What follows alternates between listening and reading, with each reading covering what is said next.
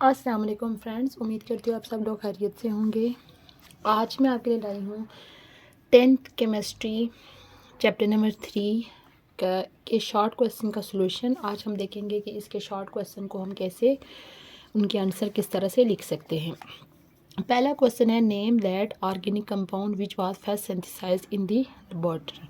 यानी organic compound जो first time जो लेबॉर्ट्री के अंदर सिंथेसाइज किया गया था वो कौन सा कंपाउंड था? यूरिया। जस्ट आपने लिखना है कि urea is that organic compound which was first synthesized in the laboratory. उसके बाद नेक्स्ट क्वेश्चन है, catenation is present in organic compound, justify it. यानी ऑर्गेनिक कंपाउंड के अंदर कैटिनेशन प्रेजेंट होती है, इसको हमने क्या करना है? जस्टिफाई करना है। ये पीछे जो ऑर्गेनिक कंपाउंड की हमने प्रॉपर्टीज़ पढ़ी थी उसमें आप कैटिनेशन के बारे में, जैसे ये लिखा हुआ है पेज नंबर 54 पे, ये लिखना है कि यानी कैटिनेशन कौन सी प्रॉपर्टी होती है? Self linking ability. यानी कि एक एटम की अपने ही दूसरे एटम के साथ लिंक करने की जो एबिलिटी होती है, इसको हम बोलते हैं कैटिनेशन। और एटम जो होते हैं वो एक दूसरे के साथ लिंक करके लॉन्ग चेन में कंपाउंड बना लेते हैं। यानी वो जो चेन बनेगी वो ओपन भी हो सकती है, ब्रांच भी हो सकती है और साइक्लिक भी हो सकती है। आपने पहले इसके बारे में जर्नल लिख के फिर उसके लिए आपने कुछ एग्जांपल दे देनी है। यानी कि जैसे आपने कार्बन के कुछ कंपाउंड जो कि स्टेट चेन में प्रेजेंट है आपने वो भी लिख लेना है। उसके बाद कुछ ब्रांच चेन के साथ भी आपने एग्जांपल लिख लेनी है। उसके बाद साइक्लिक फॉर्म में भी एग्जांपल लिख लेनी है और साथ में उनके नाम लिख लेने हैं। तो उससे ये चीज़ जस्टिफाई हो जाएगी कि वाकई ऑर्गेनिक कंपाउंड के अंदर जो है वो कैटिनेशन की प्रॉपर्टी प्रेजेंट होती है। उसके बाद तीसरा क्वेश्चन है, there are more than one ways to represent the structure of organic compound, comment. यानी कि ये भी हम ऑलरेडी पढ़ चुके हैं कि ऑर्गेनिक कंपाउंड को लिखने के लिए डिफरेंट तरह के फार्मूलाज यूज़ किए जाते हैं। पेज नंबर 52 के ऊपर ये आप यहाँ पे लिख सकते हैं। यानी कि ये पूरा लिखा हुआ है कि ऑर्गेनिक कंपाउंड का एक स्ट्रक्चरल फार्मूला होता है, उसके बाद एक कंडेंस फार्मूला होता है और एक एक्सपेंडेड स्ट्रक्चरल फार्मूला होता है। पहले आप जनरल लिखेंगे कि ऑर्गेनिक कंपाउंड को हम 3 तरीक़ों से में लिख सकते हैं, 3 फार्मूलाज की फॉर्म में लिख सकते हैं, स्ट्रक्चरल फार्मूला, कंडेंस फार्मूला और एक्सपेंडेड स्ट्रक्चरल फार्मूला। ये लिखने के बाद फिर आप इसमें से कोई भी एग्जांपल उठा के लिख सकते हैं। जैसे ये मीथेन है, इसका मॉलिक्यूलर फार्मूला ये होगा, एक्सपेंड करके हम इसको ऐसे भी लिख सकते हैं और कंडेंस करके ऐसे। इसी तरह इथेन का मॉलिक्यूलर फार्मूला इस तरह से होगा, C2H6, और खोल के हम ऐसे लिख सकते हैं और कंडेंस करके हम इसे ऐसे भी लिख सकते हैं। इससे जो है वो आपका आंसर, कोई भी क्वेश्चन होता है उसके लिए एग्जांपल लाजमी दिया करें, उससे जो है वो आपका आंसर जस्टिफाई हो जाता है। उसके बाद नेक्स्ट है, why do we say that coal and petroleum are fossil fuel. यानी कोयल और पेट्रोलियम को फॉसिल फ्यूल क्यों कहा जाता है? सबसे पहले आपको पता होना चाहिए कि फॉसिल्स क्या होते हैं। यानी आज से हज़ारों साल पहले जो पौधे और एनिमल्स ज़मीन के अंदर, ज़मीन की गहराइयों में दफन हो जाते हैं, तो कई हज़ारों साल गुजरने के साथ साथ क्या हो जाता है कि बिल्कुल वो गल सड़ के बिल्कुल उनकी कुछ बस बाकियात जो है वो रह जाती हैं, तो वो क्या होती हैं? फॉसिल्स। तो बेसिकली ये जो पेट्रोलियम और कोयल हैं ये उन्हीं प्लांट और एनिमल की बाकियात से बने हुए हैं, इस वजह से इनको फॉसिल बोला जाता है। और फ्यूल इनको क्यों बोला जाता है? क्योंकि ये घरों में फ्यूल के तौर पर यूज़ होते हैं। अब आप देखें, कोयल को देखें तो कोयला हम अपने घरों में एनर्जी, यानी खाना पकाने के लिए, एनर्जी हासिल करने के लिए, हीट हासिल करने के लिए हम कोयला अपने घरों में यूज़ करते हैं। उसके अलावा बड़ी बड़ी फैक्ट्रीज़ में, जैसे इंटू की फैक्ट्री है, सीमेंट की फैक्ट्री है, और उसके अलावा बिजली बनाने में और बहुत सारी जगहों पे जो है वो कोयल यूज़ हो रहा होता है एज आ फ्यूल। उसके अलावा पेट्रोलियम की बात करें तो पेट्रोलियम जो है, आपको पता है पेट्रोलियम से और हासिल होने वाले जो डिफरेंट प्रोडक्ट्स हैं, जैसे पेट्रोल, डीज़ल, इस तरह के नेचुरल गैस, ये जो सारी चीज़ें हैं ये नेक्स्ट क्या किसके तौर पर यूज़ होती हैं? फ्यूल के तौर पर यूज़ होती हैं। ठीक है, इस वजह से इनको क्या बोला जाता है? फॉसिल फ्यूल बोला जाता है। आप पीछे से इनकी डेफिनेशन लिख सकते हो।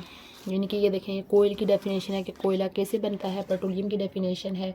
ठीक है, तो ये फॉसिल से बन रहे हैं और साथ में ये एज आ फ्यूल यूज़ हो रहे हैं, इसी वजह से इनको, इन दोनों सोर्सेज को क्या बोला जाता है? फॉसिल फ्यूल बोला जाता है। उसके बाद नेक्स्ट क्वेश्चन है, make and name the alkyl group from the alkene SC3H6 NC4H10, यानी कि ये दो कंपाउंड दिए हुए हैं, इनके नाम भी बताने हैं और साथ में इनसे बनने वाले अल्काइल ग्रुप का भी नाम बताना है। ठीक है, जैसे कि पहला कंपाउंड उन्होंने लिखा हुआ है C3H8, ठीक है, और ये हमारे पास क्या है, प्रोपेन है, प्रोपेन। इसमें से जब एक हाइड्रोजन को हम रिमूव कर लेंगे ये हो जाएगा C3H7, ठीक है, प्रोपेन है तो प्रोपेन से ये क्या बन जाएगा, प्रोपाइल बन जाएगा। उसके बाद दूसरा कंपाउंड लिखा हुआ है C4H10, इसमें से जब एक हाइड्रोजन निकल जाएगा तो ये हो जाएगा C4H9 हो जाएगा। तो इस कंपाउंड का क्या नाम है, ब्यूटेन। तो ब्यूटेन से जब ये अल्काइल ग्रुप बन जाएगा तो इसका नाम क्या हो जाएगा, ब्यूटाइल। यही उनने पूछा हुआ है कि इनसे कौन से अल्काइल ग्रुप बनेंगे, वो फार्मूलाज भी लिखें और साथ में क्या करना है, उनका नेम भी लिखना है।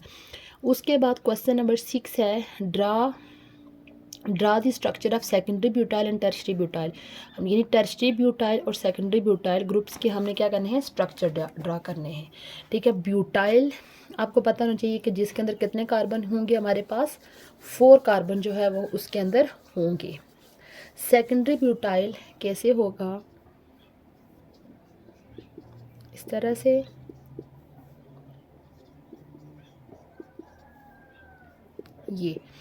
ये हमारे पास क्या होगा, सेकेंडरी ब्यूटाइल।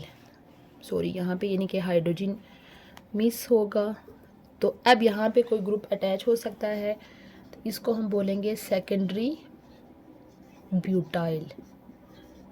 ठीक है, यानी कि इसका यहाँ से हाइड्रोजन रिमूव हुआ है ऐसे कार्बन से जो कि फर्दर 2 कार्बन के साथ अटैच है। अगर हम नेक्स्ट टर्शरी ब्यूटाइल देखें,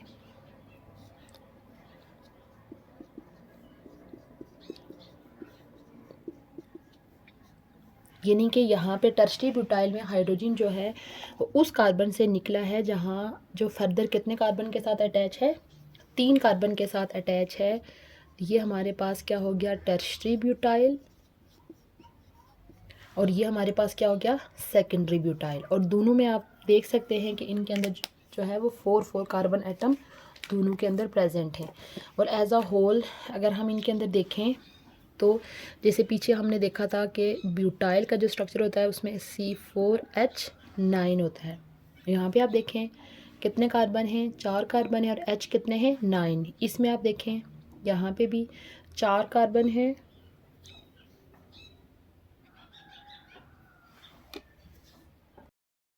यानी 4 कार्बन है, और H कितने हैं, 9। ये हो गया सेकेंडरी ब्यूटाइल और ये हो गया टर्शरी ब्यूटाइल। यानी आप इसका आंसर कैसे लिखेंगे, पहले आप इसका जो है वो मेन ब्यूटाइल का जो मेन फार्मूला होगा वो लिखेंगे और फिर उनके स्ट्रक्चर्स ड्रा करेंगे, सेकेंडरी और टर्शरी ब्यूटाइल।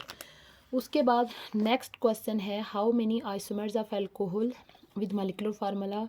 यानी हमारे पास ये जो मॉलिक्यूलर फार्मूला है C3H7OH, ठीक है, प्रोपानोल, इससे कितने जो है वो हमारे पास आइसोमर्स बन सकते हैं। ये आप जो पीछे हमने अल्कोहल का पढ़ा था उसमें इसका देखिए आंसर है, ये देखें 3 कार्बन वाले के 2 आइसोमर्स बनेंगे, एक ये बनेगा, आप इसको स्ट्रेट चेन में लिख सकते हो एन प्रोपाइल अल्कोहल, और एक इस तरह से ब्रांच फॉर्म में लिख सकते हो, ये होगा आइसोप्रोपाइल अल्कोहल। यानी कि इस फार्मूला के साथ हमारे पास कितने आइसोमर्स बनेंगे, 2 आइसोमर्स बनेंगे। आइसोमर्स का होते क्या हैं कि ऑर्गेनिक कंपाउंड में यानी कि डिफरेंट कंपाउंड्स इस तरह के होते हैं कि जब उनका हम मॉलिक्यूलर फार्मूला लिखते हैं, मॉलिक्यूलर फार्मूला होता है ये वाला, ये जो फॉर्म लिखी होती है, ये फॉर्म मॉलिक्यूलर फार्मूला जब लिखेंगे तो उनके same number of carbon atom, same number of hydrogen atom, ये चीज़ होती है। लेकिन जब हम उसका स्ट्रक्चर ड्रा करते हैं तो स्ट्रक्चर क्या होता है, डिफरेंट होता है। जैसे अगर इन दोनों के अंदर आप नंबर ऑफ़ कार्बन एटम और हाइड्रोजन देखें, ऑक्सीजन देखें, वो सारे क्या हैं, सेम है, बट इनको जब हम ड्रा कर रहे हैं तो इनके स्ट्रक्चर्स क्या है, डिफरेंट है। तो इस वजह से क्वेश्चन यही है आपका कि इसको हम कितने स्ट्रक्चरल आइसोमर्स में लिख सकते हैं, तो कितने में लिख सकते हैं, 2 में लिख सकते हैं, और आपने दोनों का क्या कर लेना है, फार्मूलाज लिख लेने हैं।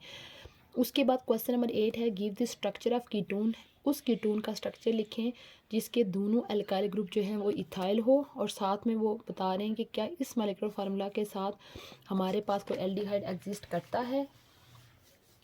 यहाँ पे देखें कि हमने कीटोन का स्ट्रक्चर ड्रा करना है, C double bond O, ketone का जनरल स्ट्रक्चर आपको याद होना चाहिए।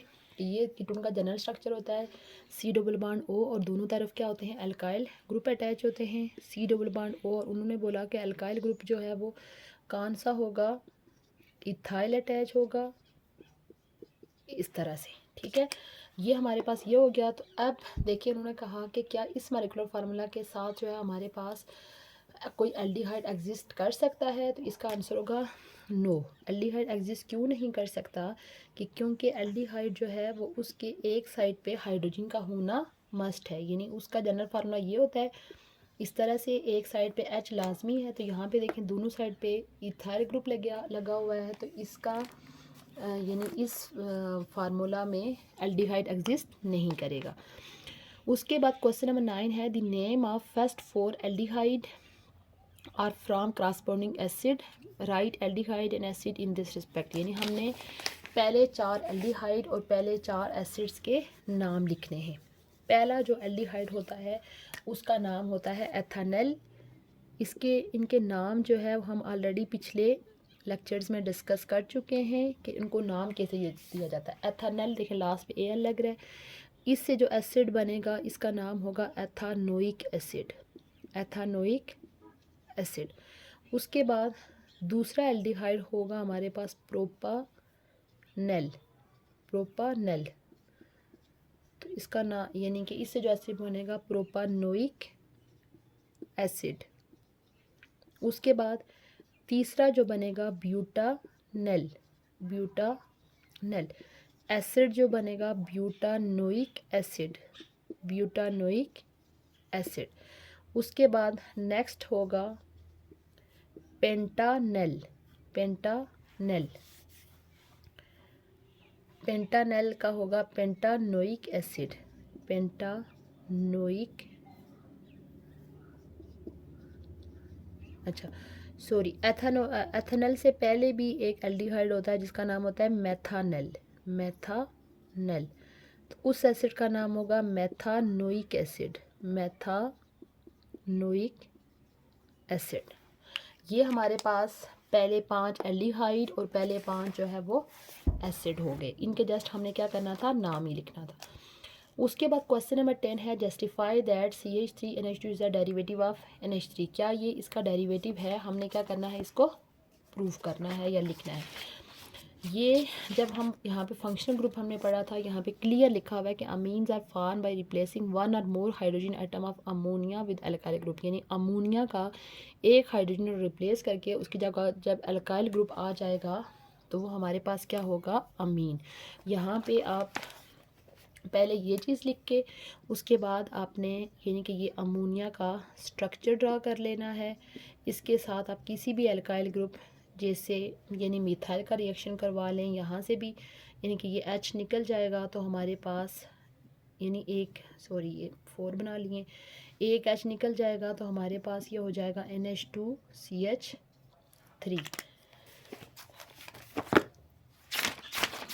उसके बाद क्वेश्चन नंबर 11 है, how Tollens reagent react with CH triple bond CH। यानी कि एल्काइन के साथ टोलेंस रिएजेंट कैसे रिएक्शन करता है। ये आप यहाँ पे लिख सकते, ये पूरा इसका लिखा हुआ है कि जो टर्मिनल एल्काइन जैसे इथाइन है, ये इथाइन का फार्मूला ये भी हम देखा, जब वो अमोनिकल सिल्वर नाइट्रेट के साथ रिएक्ट करते हैं तो हमारे पास वाइट कलर के प्रेसिपिटेट बनेंगे। वो किसके बनते हैं, सिल्वर एसिटाइड की।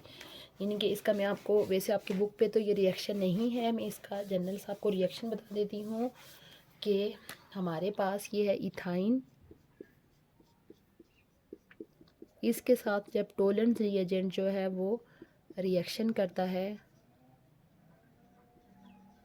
टोलेंस रिएजेंट बेसिकली होता क्या है, ये होता है Tollens reagent ammoniacal silver nitrate का सॉल्यूशन होता है। जब ये एक दूसरे के साथ रिएक्शन करते हैं तो ये जो H है ये रिमूव होके H की जगह क्या आ जाएगा, इधर भी Ag और इधर भी Ag। तो ये जो हमारे पास चीज़ बनी है इसको हम बोलते हैं सिल्वर एसिटिलाइड, सिल्वर एसिटिलाइड। और ये जो इसका जो कलर होता है वो वाइट कलर होता है, वाइट कलर होता है। और ये वाइट कलर के प्रेसिपिटेट यानी कि जब ये एक दूसरे के साथ रिएक्शन करते हैं तो वाइट कलर के प्रेसिपिटेट जो है वो हमारे पास बन जाते हैं। उसके बाद नेक्स्ट है क्वेश्चन नंबर 12 है how aldehydic functional group is checked by Fehling solution in the laboratory. ये सिंपल जो हमने इसकी डिडक्शन पढ़ी थी, ठीक है, इसका पूरा आप मेथड लिखेंगे कि हम किस तरह से फेलिंग सॉल्यूशन को यूज़ करके एल्डिहाइड की डिटेक्शन करते हैं। उसके बाद question number 13 how Baeyer reagent tells the presence of carbon carbon double bond. Baeyer reagent कैसे बताता है, यहाँ पे भी सिंपल आपने इसका ये पूरा मेथड लिख लेना है कि बेयर रिएजेंट किस तरह से हमें बताएगा कि इस सैंपल में कार्बन कार्बन डबल बॉन्ड है।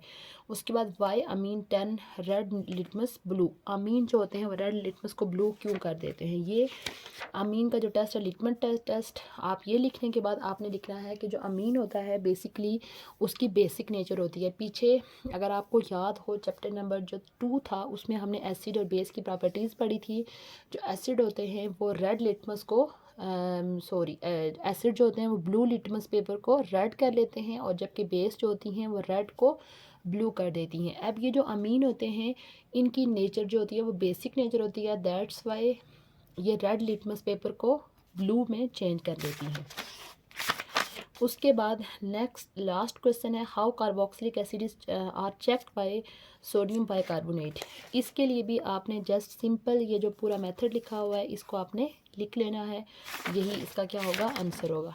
आज का हमारा लेक्चर था चैप्टर नंबर 3 के शॉर्ट क्वेश्चन का सॉल्यूशन। उम्मीद है आपको आज का लेक्चर अच्छा लगा होगा। इंशाल्लाह बहुत जल्द मैं इसके लॉन्ग क्वेश्चन के हवाले से भी एक लेक्चर लेके आऊँगी। तब तक के लिए अल्लाह हाफिज़।